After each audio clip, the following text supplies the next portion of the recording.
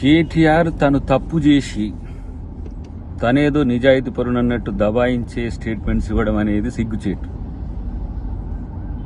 నిన్ను దోపిడీదారుల హక్కుల చైర్మన్గా చేస్తే బాగుంటట్టుంది. ఎందుకంటే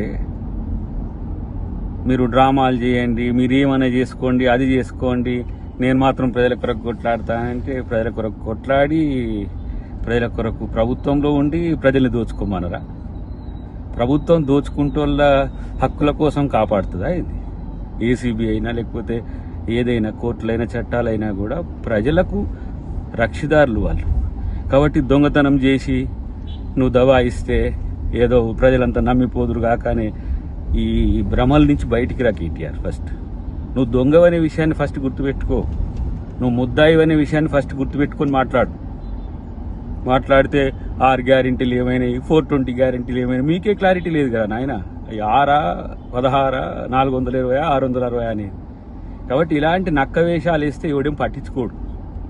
మరి మీ ప్రభుత్వం అధికారంలో ఉన్నప్పుడు ఇట్లే లాయర్లను మమ్మల్ని తెచ్చుకొని ఇచ్చిండ్రా? మురళీ ముదిరాజ్ కేసులో మమ్మల్ని జైల్లో పెట్టింది ఎట్లా పెట్టిండ్రు? పిలుచుకొని పోయి ఛాయ్ దాపిస్తానికి తీసుకుపోయి 10 కేసులు పెట్టి లోబడి పడేసిండ్రు. మీకో దారి మాకో దారా? ఇదెక్కడ న్యాయం?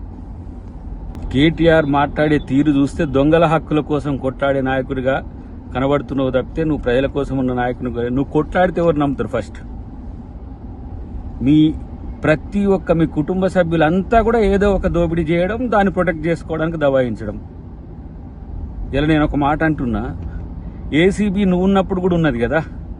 ఏసీబీకి రూల్స్ నువ్వు ఫ్రేమ్ చేస్తావా? దొంగలు రాస్తారా ఏంది రాజ్యాంగం?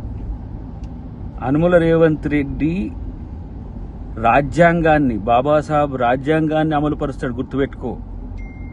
నీలాంటి దొంగలకు, దబాయింపులకు, లేకపోతే దోచుకొని బాగా ఉన్న దమ్ముతోని ఏదో దన్నుతోని నేనేదో చేస్తా అని చెప్పి వాళ్ళ నీళ్ళను మభ్యపెట్టినట్టు ప్రభుత్వాన్ని మభ్యపెట్టలేరు, గుర్తుపెట్టుకోండి.